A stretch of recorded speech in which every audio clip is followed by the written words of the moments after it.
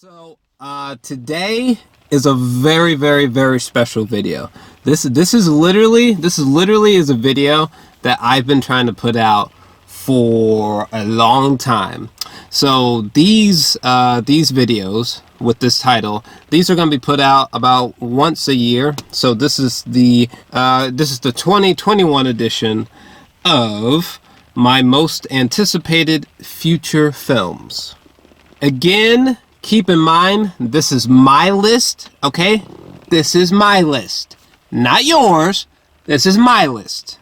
At number 22, we have Zack Snyder's The Snyderverse. Anything pertaining to the Snyderverse, I think I said the Snyderverse. So, Deathstroke, fucking, a Ben Affleck Batman film, Justice League 2, Justice League 3, the Snyder Cut, I gave a 10 out of 10, okay? To say that I am waiting with bated breath for the Snyderverse or Justice League 2 or 3 to be created is a vast understatement. It may happen, these movies, a Justice League sequel, and that's why it's on the list. Okay, and at number 21, we have Prisoners of the Ghostland from Sion, or however the fuck you say the filmmaker's name. I'm very new to this filmmaker, but it doesn't take much looking to tell that this filmmaker is really solid, and this filmmaker's filmography is fucking insane, fam. Fucking insane, okay? This right here is pieces from, or I'll just show it here. This is pieces from a previous film of his, and Jesus fucking Christ. to think that such a psychotic vision is having Nicolas Cage applied to it sounds insane. Nicolas Cage has gone on record to say that this is probably the craziest movie that he's ever been in. It has something to do with him being dressed in some kind of black spandex with a bunch of explosives all over his body.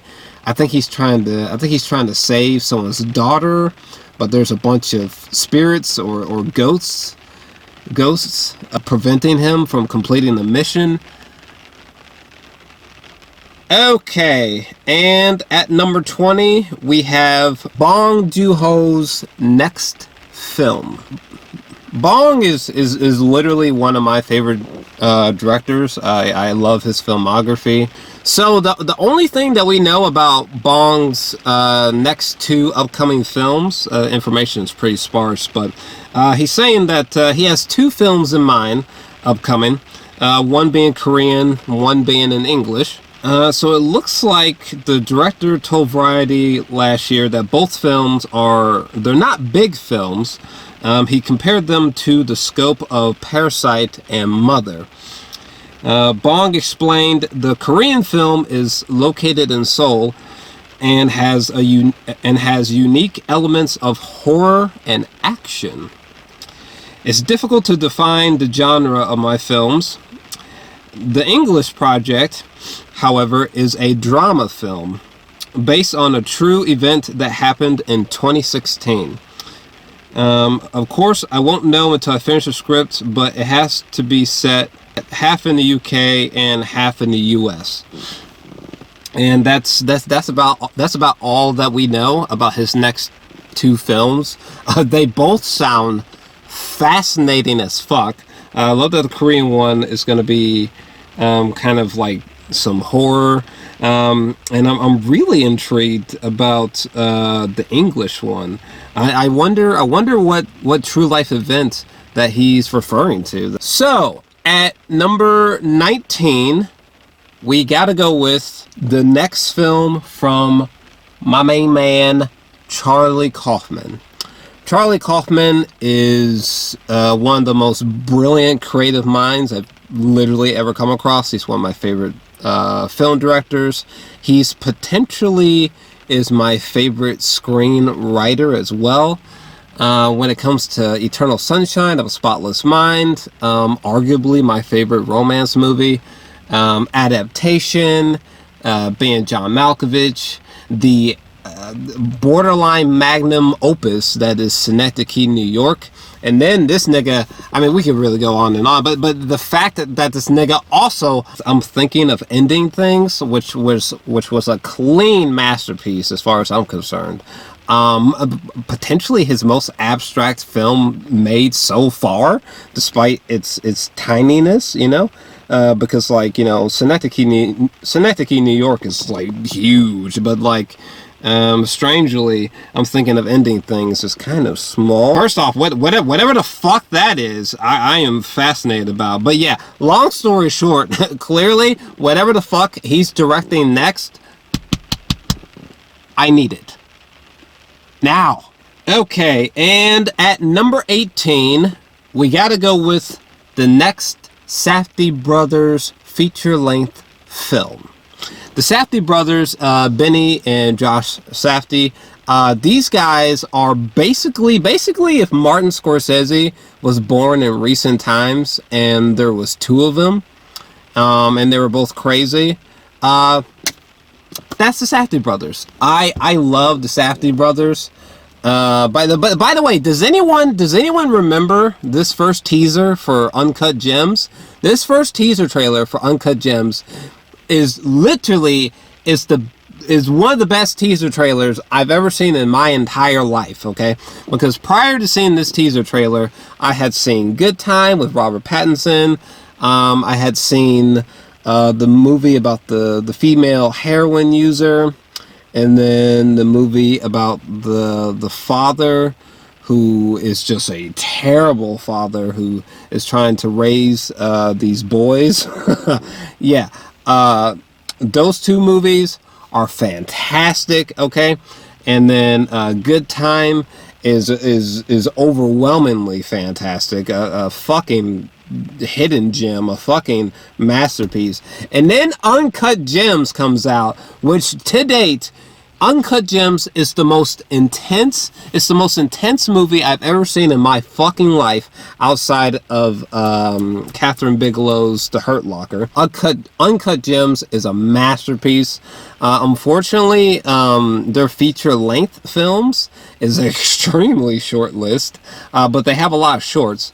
But I cannot imagine what the follow-up to Uncut Gems is going to be. Okay, and at number 17, we have to go with the Wachowskis' The Matrix 4.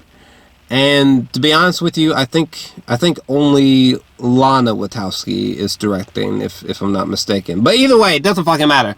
The Matrix 4 is coming. I forgot when the fuck is it coming out? Okay, so apparently Matrix 4 is coming to theaters and HBO Max December of 2021. At first, I'm not gonna lie to you, at first I was like, fam, The Matrix 1999 is my favorite movie of all time. It literally this fact has not changed since 1999. I am obsessed with The Matrix. It's probably my most viewed film of all time. It's the film, along with Tim Burton's Sleepy Hollow, it's the film that inspired me to make films, to be a filmmaker. So yeah, the Matrix 1999 is goated. I love the Matrix universe. I am beyond curious as to how is there going to be a Matrix 4? Is it even sensible to make a Matrix 4? Who the fuck knows? But also, in Matrix 4, if it's successful, does that mean we're gonna get a Matrix 5 and a Matrix 6? I don't know. At first, you had my curiosity. Now you have my attention. And at number 16, we gotta go with Matt Reeves' The Batman. I'm obsessed with superhero storytelling. I'm obsessed with Batman. Hell, but yeah, Matt Reeves is a pretty solid director. Probably the best thing in his filmography is War for the Planet of the Apes, which unbelievably I gave a 10 out of 10. The first trailer to The Batman quite literally blew not only me out, but blew out the entire internet. The cast is stacked and is unbelievable. Okay, the composer's good, the director's good. It just looks wondrous, and I fucking need it. Okay, and at number 15, we have to go with Mission Impossible 7. And Mission Impossible 8, coming out between 2022 and 2023. Yeah, Mission Impossible 7 and 8, I need this, this bullet flying, explosions filled, sandwich. I need this sandwich in my mouth right now.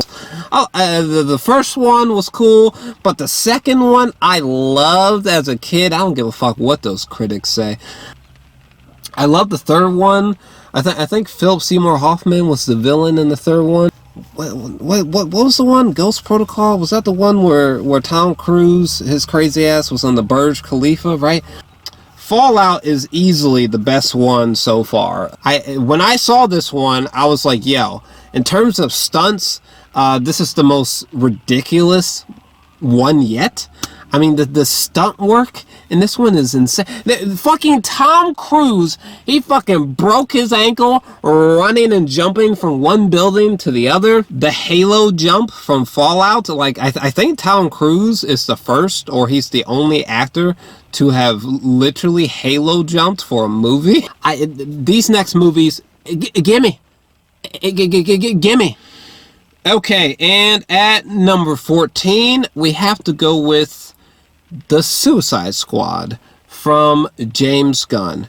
Prior to recent activity, James Gunn, he had been missing in action for like 3 years or something like that. James Gunn, he's been away for a long time. And let me tell you something, James Gunn being away, it seems to have done him a world of fucking good, okay? The Suicide Squad Rebellion trailer is one of the coolest, one of the funniest, one of the most eye-wideningly just the craziest looking superhero movies I've ever seen. It's rated R. It's filled with violence and crude jokes. The entire movie was shot in IMAX, so it's just this large format looking film. When I sit down in my local IMAX theater with my big bucket of popcorn, it looks like it's just going to be such a fucking ride. And at number 13, we have Martin Scorsese's Killers of the Flower Moon. Listen, I don't really know too much about this shit. All I know is that I think De Niro is supposed to be in there. I think DiCaprio is supposed to be in there. It's something to do with like the FBI or the CIA or something.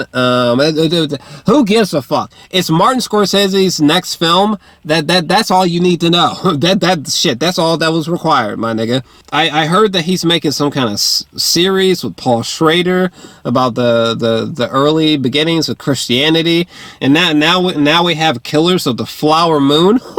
Please give it here, sir. All right. We're starting to heat up now. At number 12, we got to go with the Untitled movie project from my main man's Paul Thomas Anderson, slated for 2021, more than likely 2022. Yeah, so Paul is another favorite of mine. I intensely love his films. I'm addicted to his filmography, to his work. I think he's even shot some Radiohead music videos that are just to die for. There Will Be Blood, The Master. I think The Master is probably my favorite film from him. The Master, I feel like I've seen The Master probably about 100 times. Oh yeah, Punch Drunk Love, fam. That might actually be in my top 5, top 3 favorite romance movies of all fucking time. Bring it. Okay, and at number 11, we gotta go with David Fincher's next film. Flat out, I don't give a fuck what his next film is, okay? Literally, his next film could be about a nigga named Bobby who lived by the creek, okay? And that's more than enough for me. David Fincher, one of our greatest living filmmakers. I mean, come on, baby. Fight Club, Seven, Panic Room, his magnum opus, in my opinion, The Social Network. I don't know why Mank had such a mixed reaction when it came out. Hopefully it's more appreciated in the future. But, you know, when it comes to, like, technical perfection or precision, David Fincher is probably the closest that we have to a modern-day Stanley Kubrick. To my top 10. And at number 10, we got to go with the next film from Panos Cosmatos. His next film, I need it, like, injected into my fucking bloodstream. You understand me? Granted, his filmography is quite short, but what was it? The Black Rainbow was a fucking acid trip. I love that. That was like a gorgeous, like, midnight film. Like, that's like the ultimate film to play at midnight at a film festival, especially when it comes to his best film, which is Mandy. Mandy, simply put, Mandy was my favorite film from 2018. Best movie that Nicolas Cage has ever been in. I just adore Mandy. I'm fascinated by Panos, and I am desperate to see his next film. And at number 9, we have to go with Denis Villeneuve's Dune. I mean, Prisoners, Sicario, come on. Oh, so good. Blade Runner 2049, it came this close to being my favorite film of all time. And Arrival is just simply extraordinary, and it's one of my favorite soundtracks of all time. So you already know, if Dune is equivalent or better than Blade Runner 2049, okay, and at number 8, we have to go with the next MCU Avengers film. Now, unfortunately, there's no information about the next Avengers film, but I mean, literally, the next Avengers film could have Guardians of the Galaxy, the Eternals, X-Men, Fantastic Four, a brand new version of the Avengers, all in the same fucking movie. My best guess as to when we're gonna get the next Avengers film, more than likely the next Avengers film should be out probably in 2029 or in 2030. More than likely it's gonna arrive in the 2030s. Oh my god, I can't wait. I can't even imagine what the fuck is gonna... My nigga, I'm gonna do everything in my power to not die by the time this movie comes out. At number 7, I'm gonna go with the next UFO documentary from film director James Fox. Now, James Fox, I'm not gonna lie to you, the only film... He's only made, like, documentaries. The only film that I've seen from James Fox is The Phenomenon. And The Phenomenon was so good that literally I gave it a 11 out of 10. And it was my second favorite film from last year. Let that sink in and marinate for just a fucking second, okay? Okay, and at number 6... we have to go with George Miller's Furiosa. It's a prequel film about Charlize Theron's character named Furiosa. And fam, I almost forgot how much I loved Mad Max Fury Road. Fuck. Mad Max Fury Road is one of the greatest action films ever made, alright? Bring it on, fam. Bring it on. Jesus Christ, we're finally at number 5. Good lord. Yeah, this video series we're doing once a year. At number 5, we gotta go with The Northmen from Robert Eggers. Listen to me. I loved The Witch. The Witch was already like, okay, we got a new filmmaking master here. We got somebody to keep our eye on, okay? And then The Lighthouse. The Lighthouse is another, like, outside of Blade Runner 2049, the only other film where I was like, damn, this could almost be the best film I've ever seen. The Lighthouse. What? What? What? What? What? What?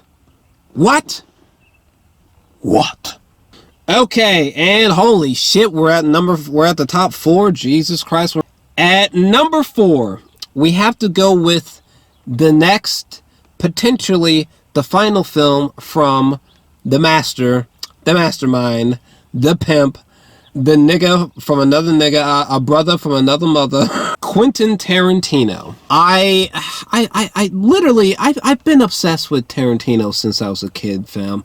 Tarantino's cinematic humor, his crazed concepts have influenced me in my work ever since I was a wee lad. I love all of his films. All of his films are just utterly phenomenal. And Once Upon a Time is I can't believe I'm saying this, but I honestly think Once Upon a Time is not only his best film, but it's my personal favorite film from him. It's borderline unimaginable trying to comprehend that, like, his next movie could be his last movie. But if that's the case, well, my nigga, why do you think it's in this slot? Okay, why do you think it's on this fucking list? Okay, who the fuck knows? But either way, I need it. Okay, top 3, baby. And number 3 has to go to Disappointment Boulevard, the next film from Ari Aster. Despite the fact that Ari Aster just has a bunch of shorts and only 2 films in his filmography, incredibly, Ari Aster, dare I say, Ari Aster, he just might be the most exciting new filmmaker in the world of cinema. There is something about Ari Aster that is unlike anything I've ever seen before from a new filmmaker. Okay, literally, I think we are witnessing the birth of, like, the next Kubrick. You know what I'm saying? Like the next. He's almost like, it's almost like he's like a cinematic version of Stephen King or something like that. The sheer amount of artistry inside of Hereditary and Midsummer from such a young and up and coming filmmaker is unprecedented. Unprecedented. If Stanley Kubrick saw these movies, he would be like,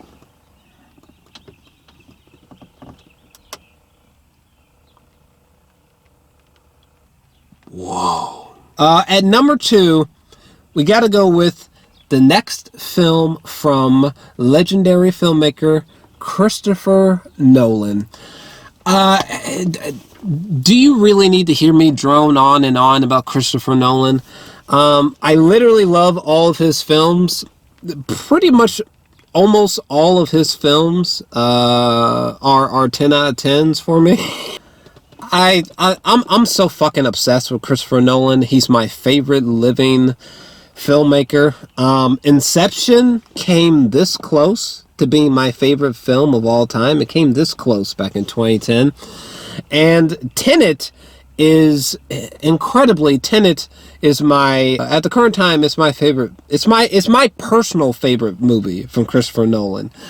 I get that there's sections of his other films that are better, but as a whole film, as a whole complete film from beginning to ending, oh no.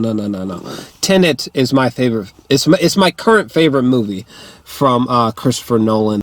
I am overwhelmed by Tenet. I love Tenet.